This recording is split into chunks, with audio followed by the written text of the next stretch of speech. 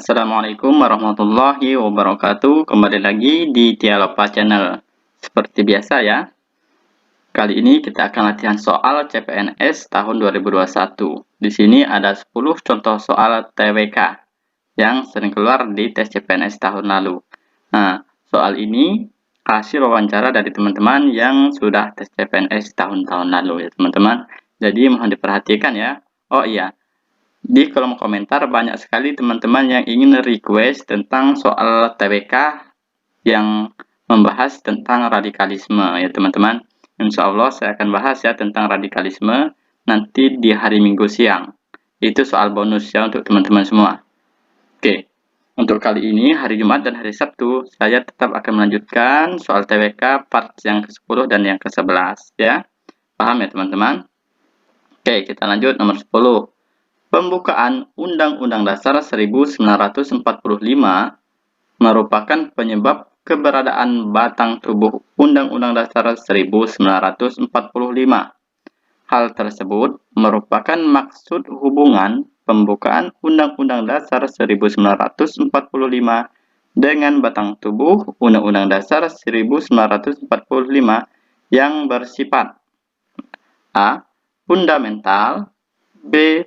Formal, C. Kausal, D. Material, dan E. Organis. Kira-kira yang mana teman-teman? Nah, yang C ya, ini penjelasannya. Hubungan kausal antara pembukaan dan batang tubuh Undang-Undang Dasar 1945 mengandung pengertian bahwa pembukaan Undang-Undang Dasar 1945 merupakan penyebab keberadaan batang tubuh Undang-Undang Dasar 1945. Jadi pembukaannya ini merupakan penyebab adanya batang tubuh Undang-Undang Dasar. Paham ya? Berarti jawabannya adalah yang C ya, hubungan kausal. Oke, kita lanjut. Nomor 101. Persatuan kekeluargaan, keseimbangan lahir dan batin, musyawarah, dan keadilan rakyat adalah dasar negara yang disampaikan oleh A. Supomo, B. Insinyur Soekarno, C. Muhammad Yamin, D. Radjidman Widyodiningrat. Susah sekali ya namanya teman-teman. Maaf ya. D. Radjidman Nah, rupanya lidah saya kesel ya teman-teman. Lanjut ya. Yang E. Ahmad Subarjo. Nanti saya masih penasaran teman-teman membaca yang D nih. Radjidman Widyodiningrat ya, D ya. Nah, sekarang jawabannya yang mana teman-teman? Antara A, B, C, D, dan E. Nah, jawabannya adalah yang A. Kenapa Kak? Tanggal 30 Mei 1945, Mr. Supomo menyampaikan dasar negara Indonesia, yaitu 1. Persatuan, 2. Kekeluargaan, 3. Keseimbangan lahir dan batin, 4. Musyawarah, dan 5. Keadilan rakyat. Berarti di soal ini adalah pendapat dari Mr. Supomo ya. Jawabannya yang A. Kak, kalau Muhammad Yamin apa Kak? Nah, ciri-ciri pendapat dari Muhammad Yamin adalah yang ada pri-pri-prinya. Kalau sudah ada pri-pri-pri-pri, itu biasanya pendapat dari Muhammad Yamin. Kalau di diri saya pribadi, untuk menghafalkannya, untuk Insinyur Soekarno, ini ciri khasnya tentang ketuhanan yang berkebudayaan. Ya, itu ciri khasnya. Dan terletak kalau tidak salah di nomor 5, kalau nggak nomor 4. Itu ciri khasnya. Oke, kita lanjut ya. Nomor 102. Tokoh yang mengusulkan perubahan pada bunyi sila pertama Pancasila tersebut adalah A. Muhammad Yamin, B. Insinyur Soekarno, C. Dr. Andes Muhammad Hatta, D. Haji Agus Salim, E. A.A. Maramis. Nah, jadi teman-teman, ya, untuk menyusun dasar negara ini tidak mudah teman-teman. Terdapat beberapa kali sidang ya dan rangkuman dari beberapa tokoh ya, usulan beberapa tokoh. Nah, di sila pertama ini itu disanggah lagi teman-teman ya. Disanggah lagi gimana Kak? Nah, seperti ini. Perubahan sila pertama Pancasila pada saat pengesahan dilakukan atas prakarsa Dr. Muhammad Hatta. Kenapa kok dirubah? Ya, karena di sila pertama itu dia terlalu mengkerucut ke Islam. Sedangkan di negara Indonesia ini banyak agama ya. Jadi dirubah menjadi ketuhanan yang Maha Esa ya. Jadi yang mengusulkan untuk perubahan di sila pertama itu adalah Dr. Andes Muhammad Hatta. Ya, C. Paham ya teman-teman? Oke, sekarang nomor 103. Piagam Jakarta sebagai cikal bakal Pancasila dihasilkan oleh Sidang Panitia 9 pada tanggal A. 11 Juni 1945, B. 22 Juni 1945, C. 26 Juni 1945, D. 29 Juni 1945, dan E. 17 Juli 1945. Kira-kira yang mana ini teman-teman? Jawabannya yang B. Kenapa? Karena tanggal 22 Juni 1945, Panitia 9 menghasilkan rumusan pembentukan negara Indonesia Merdeka yang diberi nama Jakarta Charter atau Piagam Jakarta oleh Mr. Muhammad Yamin ya. Jadi jawabannya yang B ya, 22 Juni 1945. Kita lanjut nomor 104. Keseimbangan lahir dan batin merupakan salah satu usul dasar negara yang diajukan oleh A. Muhammad Yasin, B. Mr. Supomo, C. Insinyur Soekarno, D. Dr. Andes Muhammad Hatta, E. Abi Kusno Djokroeswoejoso. Kira-kira yang mana teman-teman? Nah, yang B ya, Mr. Supomo ya. Tadi sesuai dengan nomor berapa teman-teman? Nomor 2 ya, kalau tidak nomor 1. Keseimbangan lahir batin merupakan bagian dari 5 dasar negara yang diajukan oleh Mr. Supomo pada tanggal 30 Mei 1945. Ingat tidak teman-teman? Untuk ciri khas dari Muhammad Yamin dan Y.R. Soekarno. Kalau Muhammad Yamin itu tentang pri, dan pri. Kalau Insinyur Soekarno tentang ketuhanan yang berkebudayaan. Itu ciri khasnya ya. Oke, lanjut ya. Berarti jawabannya tadi yang B. Sekarang nomor 105. Pasal 23 Undang-Undang Dasar 1945 secara khusus mengatur tentang segala macam hal yang berkaitan dengan A. Keuangan, B. Dewan Perwakilan Rakyat, C.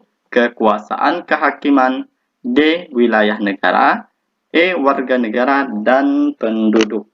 Nah, kira-kira yang mana teman-teman? Dari pasal 23 Undang-Undang Dasar 1945.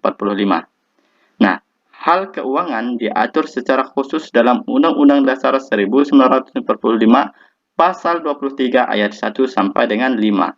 Ini yang A jawabannya ya. Teman-teman, untuk undang-undang biasanya jarang keluar ya teman-teman. Itu kebanyakan untuk TWK itu yang keluar itu soal logika atau soal tentang Indonesia Pancasila dasar negara seperti itu ya. Oke, lanjut ya. Sekarang nomor 106. Presiden tidak dapat membekukan dan atau membubarkan Dewan Perwakilan Rakyat.